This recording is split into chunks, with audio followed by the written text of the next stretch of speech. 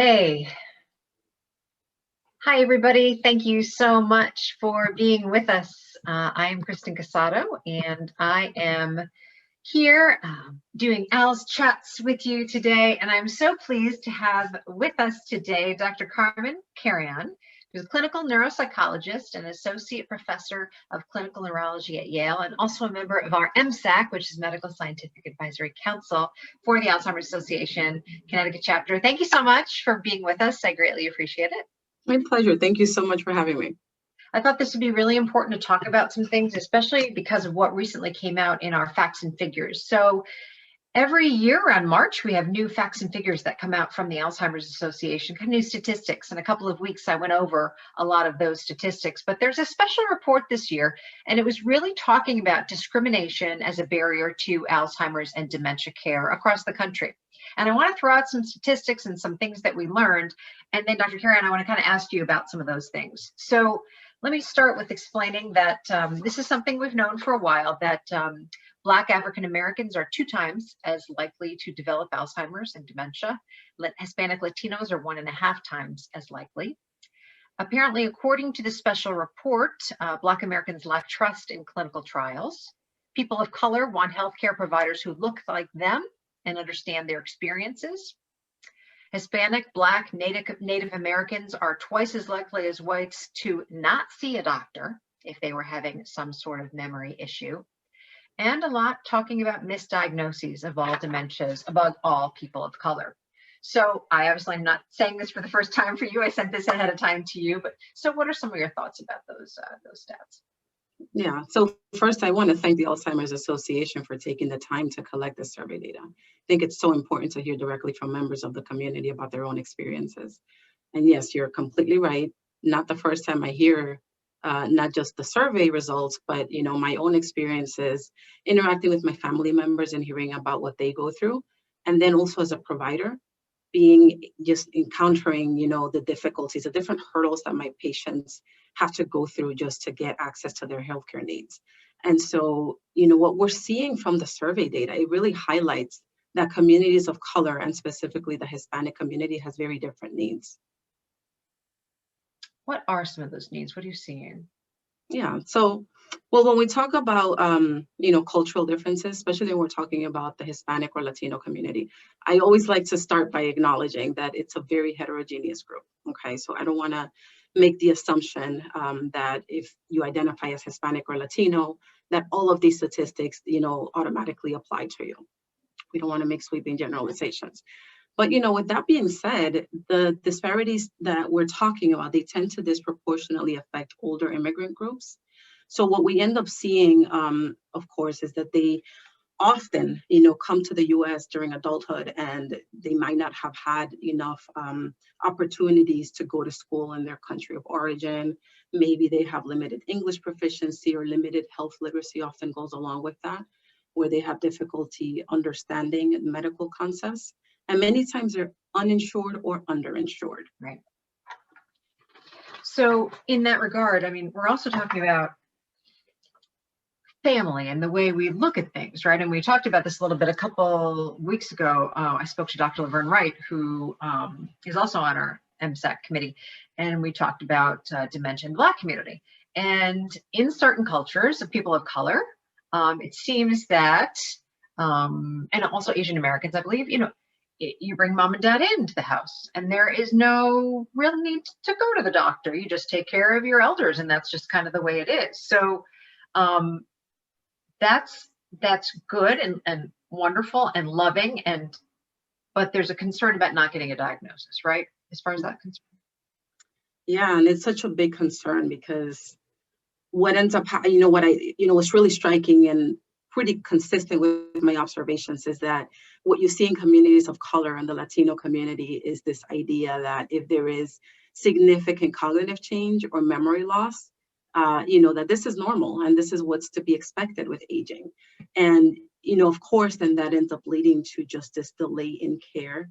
So the family members might not really know what constitutes normal aging, but then also, if what we're talking about is a dementia, the patient's not necessarily going to know for themselves. Sometimes they do, but many times they don't. They don't really realize that they're experiencing cognitive changes. And so if also we're thinking about whether this individual does not have insurance, then now they also have to be concerned about, are we going to incur, healthcare costs? And so that is a fear as well. So you do end up seeing them, in the clinic setting at a much later stage, unfortunately. Do you think that happened, good segue, do you think that happened during COVID? Unfortunately, I do think so, that's the case. A number of health and socioeconomic disparities are at play here. And of course, there's still so much that we don't know about COVID. But, we know that there are multiple factors contributing. So, Hispanics as a group, they tend to disproportionately perform many of the frontline jobs that increase the COVID infection risk. It's common for elderly Hispanics to live with their children or with other extended family members. So if you have, a younger relative going out and working the frontline jobs, they're coming home, and unfortunately, increasing the risk of infection for that elderly relative. You also tend to see higher rates of chronic health conditions among the Hispanic community, so diabetes, high blood pressure, obesity, and then again, the lack of insurance here comes to play, right? So all of those factors combined, you're gonna see, greater COVID cases, higher risk of hospitalizations and complications, and then also higher mortality rates, which is really unfortunate. So we talked about some of those things. You've got the families living together and then frontline workers coming in. What are some of the other, inequities that you see, in your practice? Because you diagnose folks and folks. Yes. Mm-hmm. So yeah, this is a long answer. So I work as a clinical neuropsychologist, right? So what that means is I do cognitive evaluations. So to test people's thinking abilities, right? So looking at attention, memory, problem solving, language, mood, behavior. So, it's a complex picture, right? So I give them paper and pencil tests. I'm bilingual, so I do these evaluations both in English and Spanish. And, what's also really important is not only the paper and pencil test, but also being able to talk to family members and getting their perspective about what's going on. And then all of that data helps us come up with, a clinical picture. Like, is there evidence of a disease process? Is there any indication that what we're seeing clinically is not considered normal for that person's particular demographic group? Okay. Now, with that said, with that, description, the barriers that I'm seeing, starting with the delay to care, which we already talked about, you're seeing the missed diagnoses. That's the first one. Also, the lack of health insurance. Often Hispanics, what I'm noticing, are not referred for neuropsychological testing as much. And I don't think that this is necessarily because there is bias, though I would not be surprised, right? Because data does show this. But also, I think that providers are not aware that they can be tested in their preferred language, that they can be tested in Spanish, right? So that's a big one. Then once, those reasons stated above, of course, contribute. But then once they do make it to neuropsych testing, so the referral gets placed in usually by their general care practitioner, or it might be a neurologist often. We have incredibly long wait lists. So patients and family members, they see the wait list and they think to themselves, I have to wait 6 months for this appointment. And, they might say, okay, fine, sign me up. Or they'll say, what's the point? I'm not gonna go through this. This is a big hassle. Or if they don't understand what the point of the evaluation is, many times that does happen as well. And then, you mentioned from the survey data, we know people want providers who understand their culture and can speak their language. And that is so important, to just highlight and to keep stating it over and over again. So I'll give you some context. I'm at Yale and we're a team of 6 neuropsychologists. Out of those 6, I'm the only one who speaks Spanish, and my next available appointment is in October. Okay. Oh. So, yeah. Oh. Mm-hmm. And then the other issue that we're, often dealing with, like once I see patients come in, we do the testing, they appear more impaired on cognitive testing. I use the word appear because sometimes it is, due to true changes, or, it is because they've waited a long time to come in and get diagnosed. Other times, you know, the things that we have to consider when we think about inequities, we don't have as many tools available to assess the Spanish speakers, to assess patients who speak a different language or who Why do speak. you need a different tool? Tell me about that. Yeah, so it's the demographic factors that we talked about. So imagine, and I see this often, someone goes to see a doctor, and you know, I've seen this happen in, you know, neurology offices, general practitioners' offices, and the patient's given an MMSE. That's the very common mini mental exam. So they complete it, and you know, they might get, you know, writing a sentence wrong, right? They might get figure copy wrong, right? So just a couple of items, and then they come see me, and I find out that the patient has 2 years of education. That makes sense that those items were, you know, that they got those items wrong, that they missed them on the MMSE. Now, what I do is, you know, much more extensive. So it's those tests, and then, you know, and then some. So they're elaborated measures. And so what you see is if someone has 0 years of education, we have so few tests that can actually test, you know, determine whether an individual with, you know, who is illiterate is having changes. How do you even assess that? How do you? Exactly. Yeah, if the tools were developed for people with 6 years of education or above. Okay. So, and then they're having, you know, difficulties or having, you know, issues performing these tests. How do we know that it's because it's been a change or because they never had the opportunity to practice this in school? Wow. So it's pretty challenging doing these multicultural or bilingual, bicultural assessments. It does require additional training, and not everyone really understands all of the many layers that's involved. And that's just one. I'm just talking about education. Right? That's just one layer, right? We could keep going. Imagine when it's like also, you know, an issue of language. If they're having language changes, and then this is a bilingual person, you know, how do you even begin to determine whether the decline in language is because they don't really speak English, or if it's because it's actually due to dementia? So it's a pretty complex. Wow, I would say. Yeah. So in thinking about what you're talking about, is there something, there's got to be a bunch of things we can do. Number one, I'm you know, getting to the testing, we can somehow develop a test that is for folks who are considered illiterate, right? Which is under 6 years, right? Or under a couple of years of education. But also I'm thinking, so if there's such a long wait to get this deeper exam, is it, and I'm talking about us as the Alzheimer's Association, is it that the initial doctor, and we're always hoping that this happens, right? That our services and our 800 number and our website and the fact that we give free education classes is given to these patients at step one, so that while they're waiting, they can learn about, or they can go to a Spanish speaking support group, or they can attend a Spanish education class, which we do have, by the way. Yeah. You know, I mean, is it backing up to offer services before, or will those services not be accepted?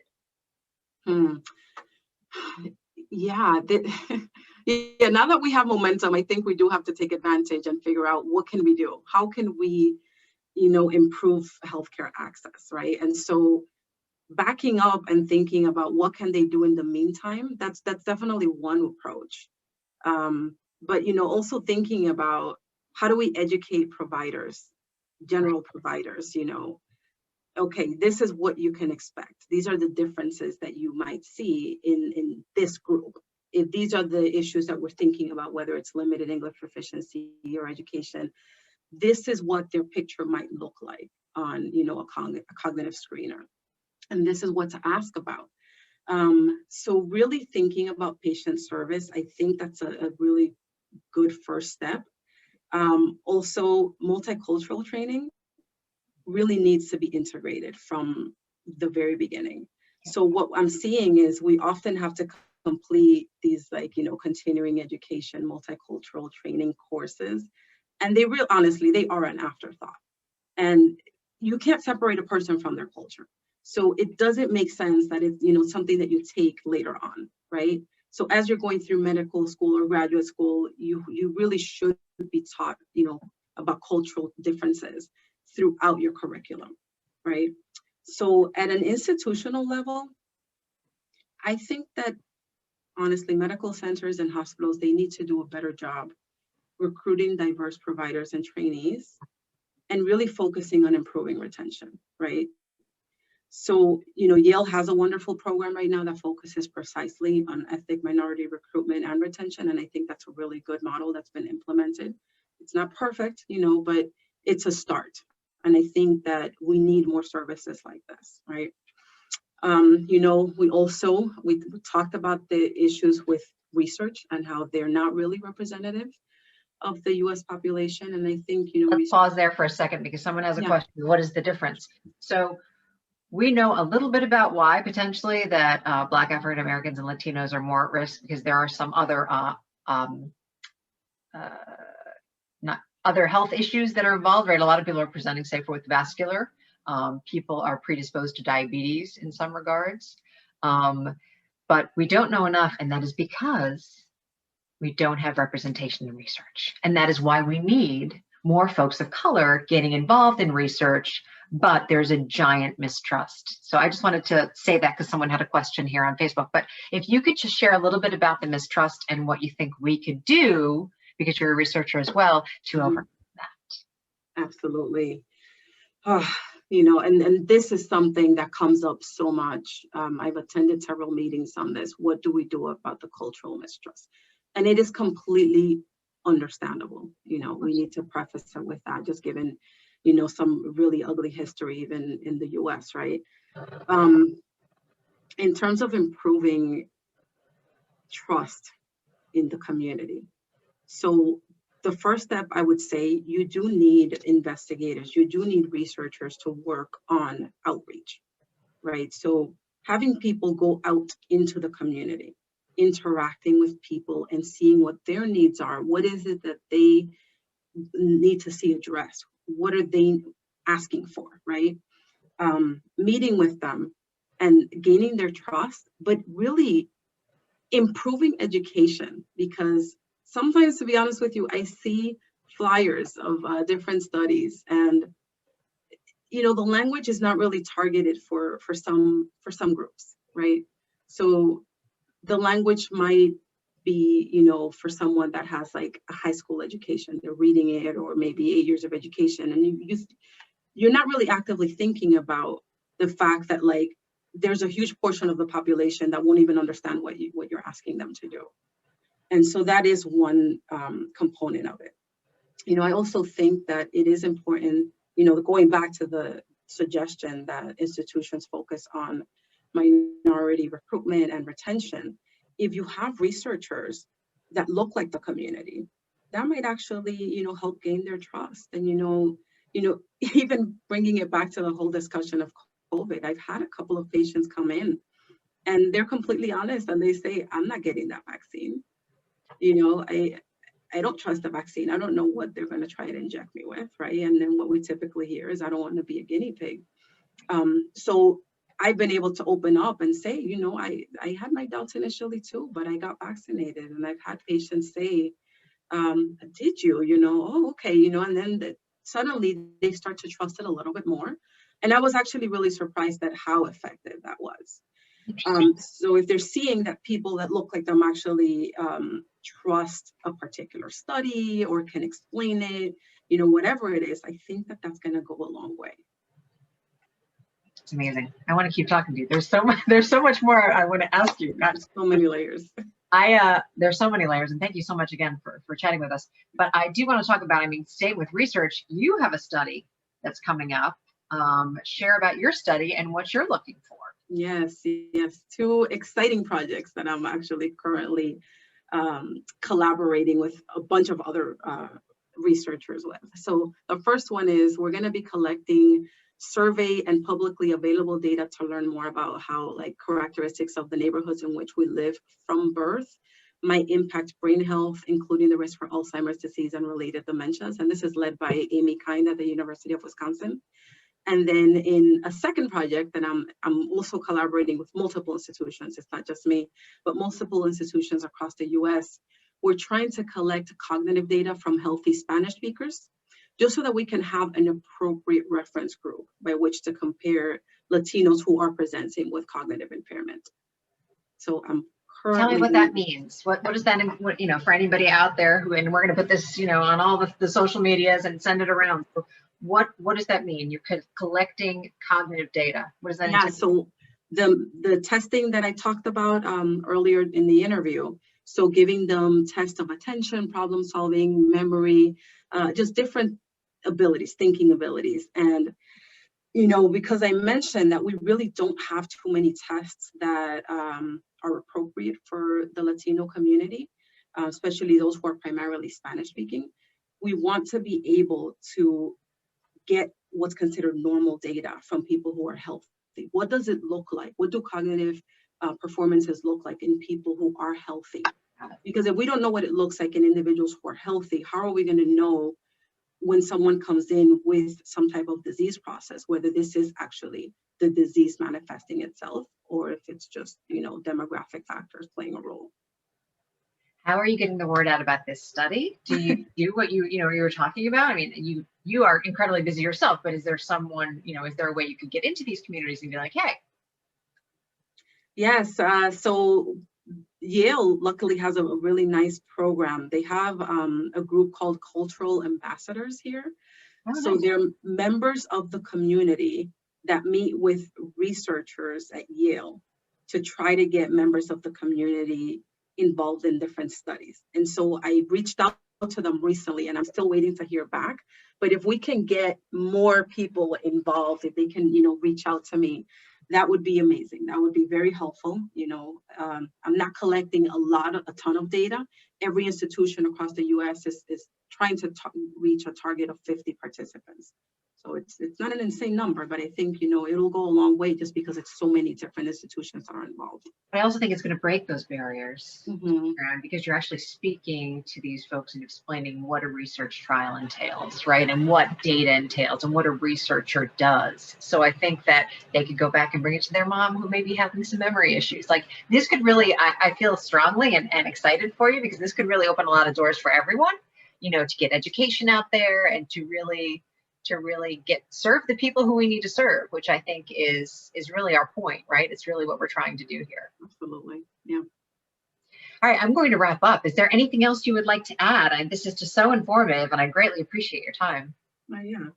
So, yeah, you know, you're right. There's so much info on that survey and there's so much that we know, you know, in terms of disparities, but something that really struck me is, you know, when we talk about caregivers and how much they are affected, you know, not just by the pandemic, but, you know, dementia, it's also been a chronic problem.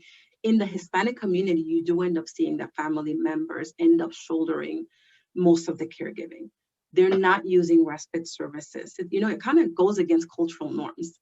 So I remember having a conversation with my dad, you know, years ago, where I mentioned, you know, something about, well, you know, would you like to be placed in an assisted living facility if, you know, this, that, and the third? And he was appalled that I would even make a suggestion like that, you know, and that was such a learning experience for me, right? So it's pretty consistent with the culture now that I am a clinician. I do see this. You don't bring up placing your loved one in, you know, some type of respite care place. So no assisted living, no nursing home. But what this means is that there is so much caregiver burden, unfortunately. And so you're not going to hear family members complaining that they feel overwhelmed. You know, it's pretty rare. You might hear the younger family members, you know, possibly saying that, but, you know, older ones, it goes against cultural norms. And so providers might assume that everything is under control and that everything is fine. I would say if there are any providers listening, you know, please don't make that assumption and do offer, you know, any type of support that you can for the family members. And for, you know, any caregivers listening, do not be afraid to ask for help. There's so much out there, especially, you know, the Alzheimer's Association has so many support groups and services that people might actually be eligible for, and it would help tremendously. Thank you. Thank you for saying that. I just popped the 800 number on there. So the 800 number, by the way, when you call it any time of the day or night, which is 800-272-3900, 200 languages. 200 languages. So amazing. You should be covered when you call, and you will be okay, and get someone who will understand and be able to help you, which is why you're calling. You're calling the helpline to get help. So That's important as well to know, is we're increasing the amount of Spanish speaking support group leaders who we have, and increasing, spreading the word about the Spanish language education classes that we have as well. So we encourage everyone to reach out, alz.org/CT or alz.org, and call that 800 number. And we're going to keep this conversation going. Again, I so appreciate all the things that you've said, and we'll partner together, because I think we want to help you definitely get that word out about your study, because that's important. Those are your baseline numbers that you need. Yes. To go Great, forward. thank you. And thank you for all your work in our MSAC committee and all of that. So thanks everybody for joining us. Please share this. We're going to save it here on Facebook and send it around. And I think these are really important topics to cover. Thank you again to Dr. Carrion from Yale, and I will talk to you all soon. Bye. Bye. Thank you so much for having me. Thank you.